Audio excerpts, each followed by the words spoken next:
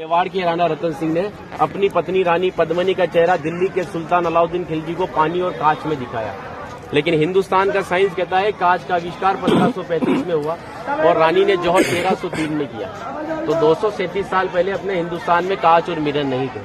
और अलाउद्दीन खिलजी के साथ में पर्सनल राइटर आया था जिसका नाम था अमीर खुसरो, जिसने उस समय किताब लिखी थी तारीख अलाई।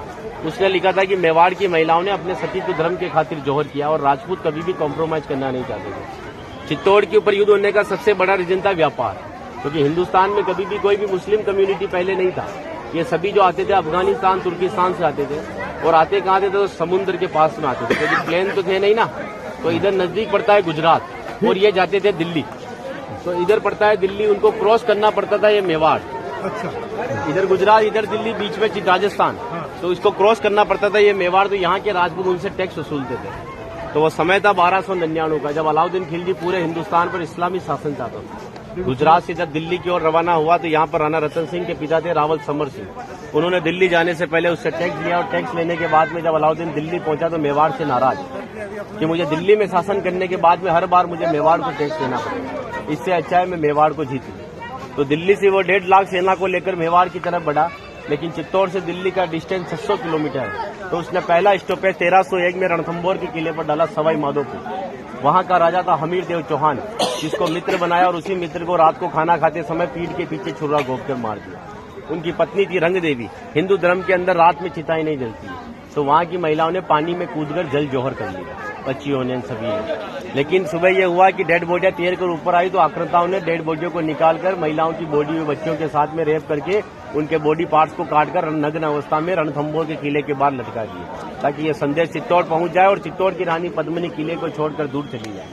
1303 में जब अलाउद्दीन चित्तौड़ पहुंचा तो किले के ऊपर आने के लिए उसको 7 गेट क्रॉस करना था, तो इम्पॉसिबल था। तो उसने 1.5 लाख सेना को किले के चारों तरफ फैलाया।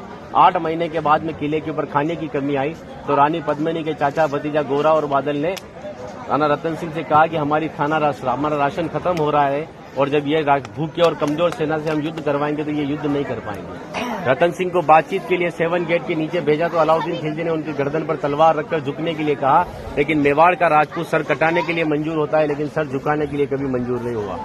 राणा रतन सिंह को धोखे से बंदी बनाया और रानी पद्मिनी को संदेश भेजा कि आप हमारे एजेंडा स्वीकार करो, हम दिल्ली चलेंगे। रानी पद्मिनी कहती है जो नरसंहार तुमने 2 साल पहले रणथंभौर के किले में किया तो यहाँ की महिलाओं के साथ में भी वही होगा।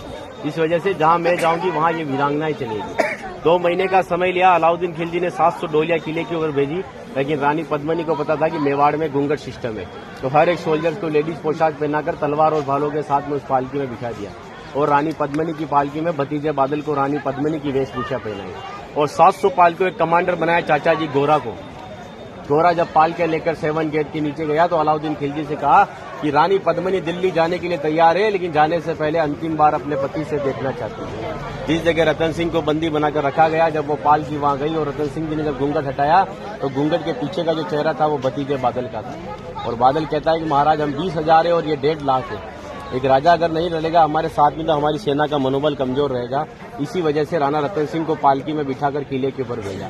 जब रतन सिंह जी किले के ऊपर आए तो किले के ऊपर आने के बाद में उनकी जय जयकार में हर हर महादेव और जय भवानी के नारों से किला गूंजने लगा। अकबर कहता है कि 8 महीने से तो किले से बच्चे की रोने की आवाज नहीं आई, लेकिन 700 पालकियां जब किले के नीचे आए तो किले से जय जयकार हुआ है, मतलब हमारे साथ में धोखा हुआ है। हर एक राजपूत कटने के पक्ष में था लेकिन झुकने के पक्ष में नहीं था। 20,000 राजपूत युद्ध में गया और अलाउद्दीन खिलजी की 1,25,000 सेना को मार दिया। बचे हुए दुश्मन जब किले के ऊपर आए तो महिलाओं ने अपने सतीत्व धर्म के खातिर हिंदुस्तान का सबसे पहला और बड़ा जौहर 16,000 महिलाओं के साथ में जिंदा आग में जलकर किया। यहाँ पर भी रानी पद्मिनी के महल में कांच लगाए गए थे। वो कांच लगाए थे पंडित जवाहरलाल नेहरू ने, क्योंकि एक पद्मावत पिक्चर के एक राइटर मलिक मोहम्मद जायसी की किताब को प्रमोट करने के लिए जवाहरलाल नेहरू जी ने उस किताब को आगे बढ़वा दिया। ये रानी को आईने में दिखाया, लेकिन हिंदुस्तान के इतिहास में कभी मेवाड़ गुलाम ही नहीं बना तो आईने में किसको दिखाया। और एक राजपूत अगर अपनी पत्नी का चेहरा हजारों को दिखाता फिर तो वो राजपूत कहलाने का हकदार भी नहीं। इसीलिए 2 घंटे अपन इस किले के ऊपर घूमे तो एक लाशों के ऊपर चल रहे हो, सब जगह लाश है। इसीलिए उन महिलाओं के सम्मान के लिए कहावत कहता हूँ कि गिरा जहाँ पर खून वहाँ पत्थर पत्थर जिंदा है और जिस्म नहीं है मगर नाम का अक्षर अक्षर जिंदा है। और जीवन की यह अमर कहानी अक्षर अक्षर गढ़ लेना और शौर्य कभी सो जाए तो महाराणा प्रताप और शिवाजी को पढ़ लेना।